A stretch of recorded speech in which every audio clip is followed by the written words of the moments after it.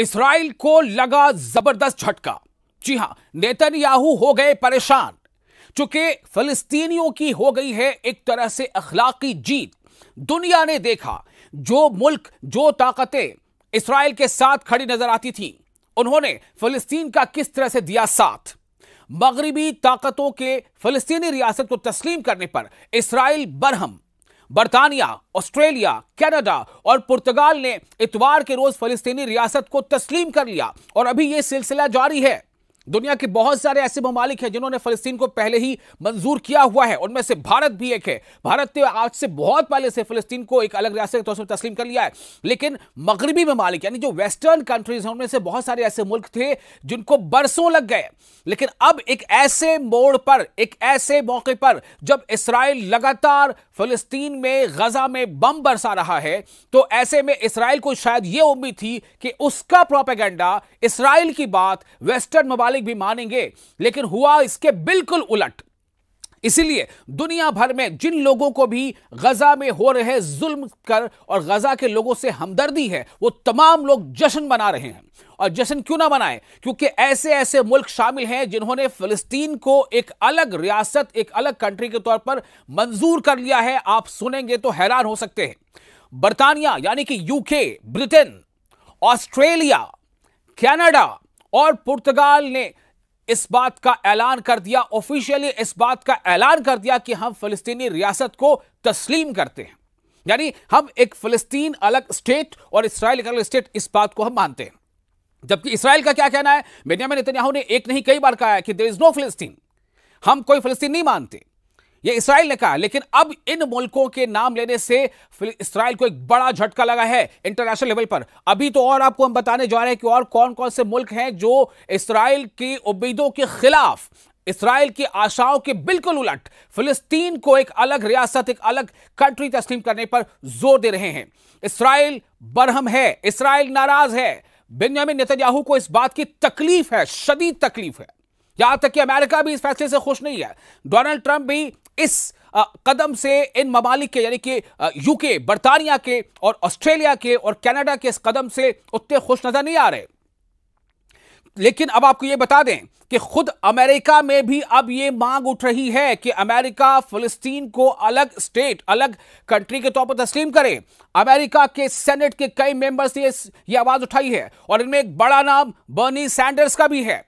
तो आगे अब बता रहे कैसे इस्राइल के लिए, भले ही इस्राइल अपनी ताकत का जोर दिखा रहा हो, अपने दोस्त ममालिक के कहने पर, उनकी मदद से वो अपने आप को ताकत का जोर दिखा रहा है, मजलूमों पर बम बरसा रहा है, जो बेघर बेबस है उन पर उन्हें गोलियां मार रहा है, जो लोग खाने के लिए लाइन में लगते हैं उन पर गोलियां चलाई जा रही है। लेकिन आप देखिए कि दुनिया के लोगों का यह दबाव है कि उनकी सरकारें, उनके देश की सरकारें मजबूर हो रही हैं कि फिलिस्तीन के हक में फैसला लें।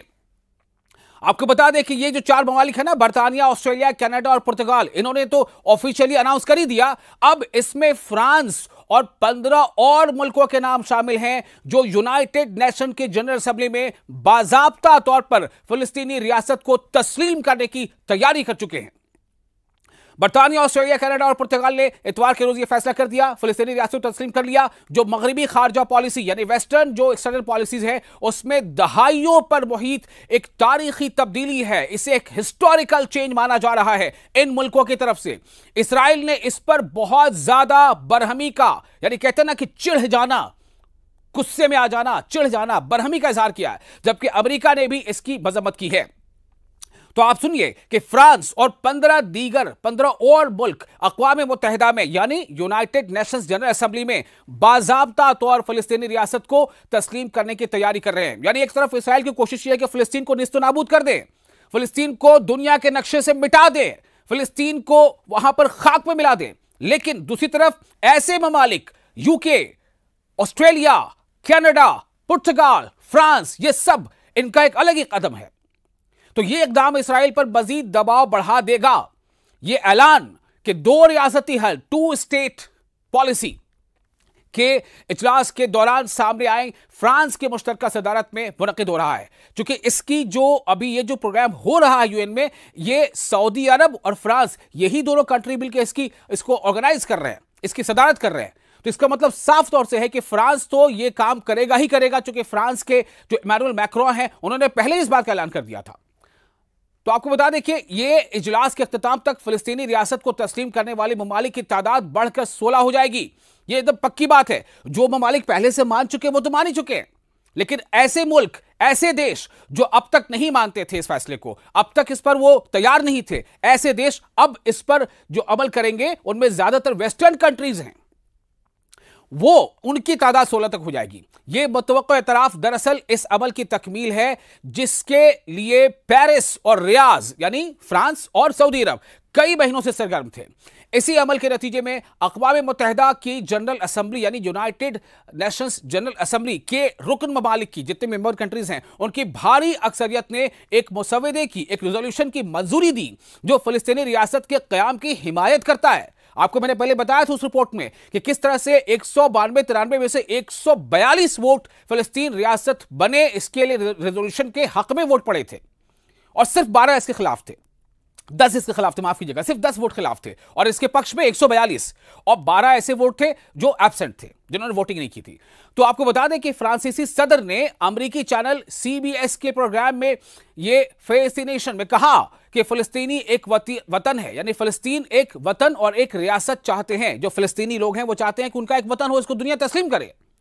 तो फिलिस्तीनी एक वतन और एक रियासत चाहते हैं और हमें उन्हें हमास की तरफ धकेलना नहीं चाहिए। यानी कि फ्रांस का ये कहना था कि अगर उन्हें हम ऐसे ही छोड़ देंगे, उनको एक्सेप्ट नहीं करेंगे, तो फिर नतीजा क्या होगा कि हमास जैसी तंजीमें उसका फायदा उठाएंगी।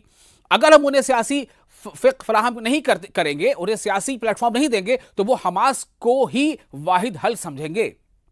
याद रहे, आपको बता दें कि इस इजलास से पहले ब्रिटेन, ऑस्ट्रेलिया, कनाडा और पुर्तगाल पहले ही फिलिस्तीनी रियासत को बाज़ाब्ता तौर पर तस्लीम कर चुके हैं। यानी कि वो पहले से ही, हमने भी कई रिपोर्ट में आपको बताया है कि पुर्तगाल ने यह ऐलान किया है, हमने पहले ही आपको बताया कि ब्रिटेन ने यह ऐलान किया है, हमने पहले ही आपको बताया कि फ्रांस ने यह ऐलान किया है कि आने वाले सितंबर के महीने में, उस वक्त की बात हम बता रहे हैं आपको कि जब उन्होंने ऐलान पहले से कर दिया था कि हम यूनाइटेड नेशंस की जनरल असेंबली में फिलिस्तीन को एक अलग स्टेट के तौर पर मान लेने का ऐलान करने वाले हैं। और वो अब यह दिन आ गया कि ऑफिशियली इन्होंने तस्लीम कर लिया। यूके ने कर लिया, ऑस्ट्रेलिया ने कर लिया, ब्रिटेन माफ कीजिएगा कनाडा ने कर लिया और आपका ब्राजील ने कर लिया। तो इस तरह से अब अक़वाम मुत्तहिदा के 153 रुकन ममालिक में से तकरीबन 150 ममालिक फिलिस्तीनी रियासत को तस्लीम कर चुके हैं। बात सोचें, तस्लीम कर चुके हैं, मान चुके हैं कि जी हां फिलिस्तीन एक अलग कंट्री, एक रियासत है, हम उसे मानते हैं, हमारी सरकार उनको मानती है। 193 में से 150, कितनी बड़ी तादाद है। 193 मेंबर मुल्क में से 150। मैंने पहले आपको बताया कि भारत का नाम सबसे पहले है, पहले के देशों में से है जिन्होंने फिलिस्तीन को अलग रियासत और अलग देश माना था। भारत से बहुत आगे है। ताहम इसके बावजूद फिलिस्तीन का अक़वाम मुत्तहिदा में ताहाल सिर्फ मुबस्सिर का दर्जा है, क्योंकि अमेरिका ने इसकी मुकम्मल रुकनियत की राह पर जो है अड़ंगा लगा रखा है। फ्रांस के सदर कहते हैं उनके मुताबिक कि फ्रांस के साथ जो एंडोरा है, बेल्जियम है, लग्जमबर्ग है, माल्टा है और सान मारिनो भी है, ये तमाम लोग क्यू में खड़े हैं, लाइन में लगे हैं। सब किस बात के लिए कि जी हां हम मानते हैं, हमारी सरकार मानती है कि फिलिस्तीन एक अलग रियासत होनी चाहिए, एक अलग रियासत मतलब एक कंट्री, जैसे इसराइल को अगर माना जाएगा तो फिलिस्तीन को ही माना जाएगा। यह है, जबकि इसराइल की कोशिश किया है कि फिलिस्तीन को नक्शे से मिटा दिया जाए।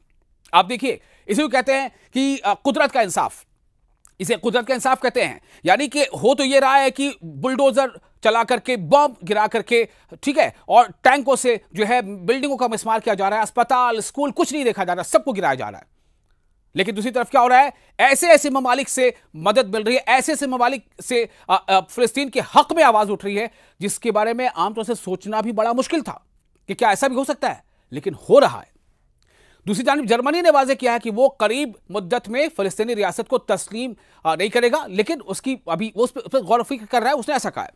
जर्मन वज़ीर खारजा होयान फादे फ्योल ने न्यूयॉर्क रवानगी से कबल फिलिस्तीनी रियासत का एतराफ़ शायद इस अमल के अख्ताम पर हो, लेकिन इस अमल का आगाज अभी होना चाहिए, उन्होंने ये कहा। तो ये ऐलानात ऐसे वक्त में सामने आ रहे हैं जब इस्राएली फौज ने गजा शहर पर बमबारी तेज कर दी है और गजा की पट्टी में तबाहकुन और महसूर फलस्तीनी अवाम के बिगड़ते हुए इंसानी हालात के बाइस इस्राएल पर दबाव बढ़ रहा है।